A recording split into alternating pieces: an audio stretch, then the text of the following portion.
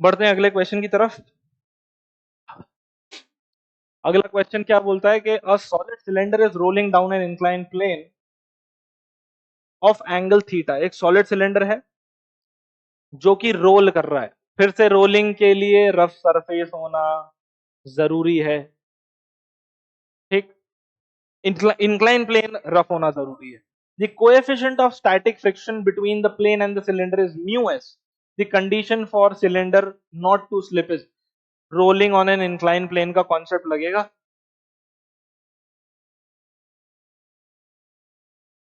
बढ़िया एफबीडी वगैरह बना करके सॉल्व करते हैं इसको, ठीक है। समझो तो ये इंक्लाइन प्लेन है, इधर है स्फीयर, सॉरी सिलेंडर है, सॉलिड सिलेंडर है ऑब्जेक्ट, ठीक है। इस पे अभी कौन कौन से फोर्सेस लग रहे होंगे? इस पे लग रहा होगा नीचे की तरफ mg, ठीक। एक लग रहा होगा इधर से नॉर्मल, और एक लगेगा इस पे पीछे फ्रिक्शन। ये तीन फोर्सेस लग रहे हैं इस पे। नीचे लगेगा mg, इधर नॉर्मल, इधर फ्रिक्शन। एंगल ऑफ इंक्लिनेशन मान लेते हैं कितना है? एंगल ऑफ इंक्लिनेशन है थीटा। अब पूछा है कि कम से कम कितना फ्रिक्शन होना चाहिए ताकि रोलिंग हो, स्लिपिंग ना हो, ठीक। कितना फ्रिक्शन होना चाहिए? अब एक चीज ध्यान रखो, यहां पे जो फ्रिक्शन लग रहा है ना, जरूरी नहीं है कि वो फ्रिक्शन जो है वो काइनेटिक फ्रिक्शन। सबसे पहले बात तो काइनेटिक फ्रिक्शन लगेगा ही नहीं क्योंकि स्लिपिंग नहीं हो रही है। पर जरूरी नहीं है कि ये फ्रिक्शन लिमिटिंग फ्रिक्शन ही हो, ठीक है। इसीलिए फ्रिक्शन को अभी म्यू एन मत लिखना। ये वाला फ्रिक्शन जरूरी नहीं है कि लिमिटिंग फ्रिक्शन हो जो लग रहा है ना, इसीलिए एफ को म्यू एन मत लिखना, ठीक। अगर हम m को रिजोल्व करते हैं, इधर mg को रिजोल्व करते हैं, तो mg का एक कंपोनेंट आएगा mg cos theta, obviously because ये एंगल थीटा है। और ये वाला कंपोनेंट जो है वो आ जाएगा mg sin थीटा। अब हो क्या रहा है कि ये जो ऑब्जेक्ट है ये आगे भी बढ़ रहा है और गोल भी घूम रहा है, ठीक। सिलेंडर जो है वो नीचे भी चल रहा है और ऐसे गोल भी घूम रहा है, मतलब ये लुढ़क रहा है। तो आपको दो इक्वेशन लिखनी पड़ेगी, एक ट्रांसलेशन के लिए और दूसरी लिखनी पड़ेगी रोटेशन के लिए। तो पहले बात कर लेते हैं ट्रांसलेशन के लिए इक्वेशन। ट्रांसलेशन के लिए बात करें, सबसे पहले मान लेते हैं कि इसका एक्सेलरेशन नीचे की तरफ है a। इसका एक्सेलरेशन कितना है? a।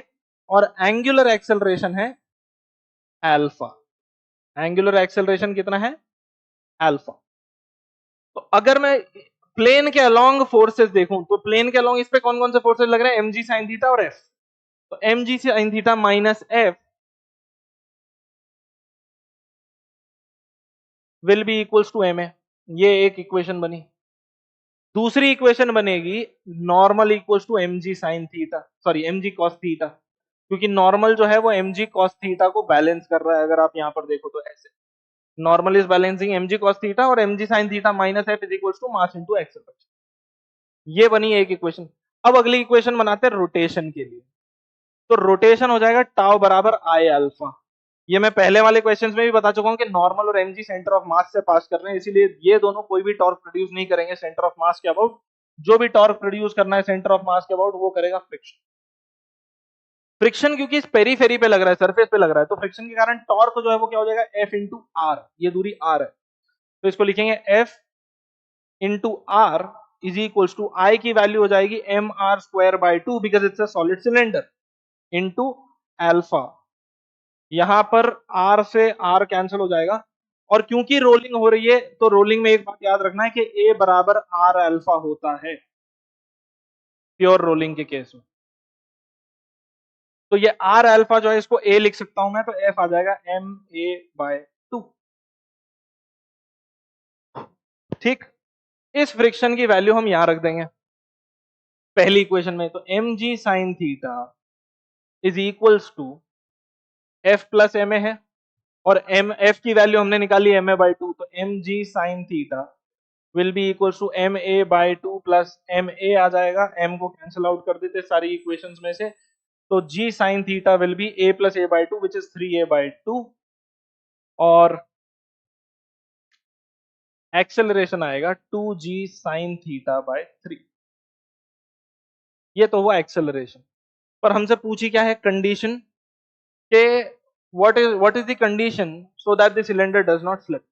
तो एक्सेलरेशन तो यूं ही निकाल दिया मैंने, पर अब कंडीशन पे बात करते हैं। कंडीशन क्या है कि ये स्लिप ना हो। ठीक है, तो कंडीशन सिंपल है कि जो लिमिटिंग फ्रिक्शन है it should be greater than और equal to the actual friction acting. जो लिमिटिंग फ्रिक्शन है वो रिक्वायर्ड फ्रिक्शन या जो फ्रिक्शन लग रहा है उससे बड़ा या उसके बराबर होना चाहिए। अब जो लिमिटिंग फ्रिक्शन है उसको हम लिख सकते हैं म्यू एस इंटू एन, और एन क्या है M G cos theta. This should be greater than और equal to friction which is actually acting, और कितना फ्रिक्शन एक्ट कर रहा है एम ए बाई टू, और ए की वैल्यू जो हमने निकाली थी उसको यहां रख देंगे। हाँ यार ऐसे ही नहीं निकाला था, काम आ रहा है वो। Greater than equal to M by two into acceleration हो जाएगा 2g sign theta by 3।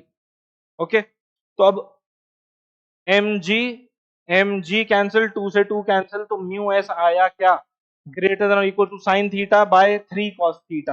Cos theta को नीचे ले जाओगे, sine theta by cos theta आ जाएगा tan theta by 3।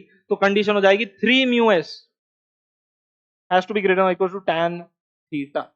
I hope ये होगा answer, 3 mu s is greater than or equal to tan theta, which is option C। तो correct answer है ऑप्शन 3। ओके।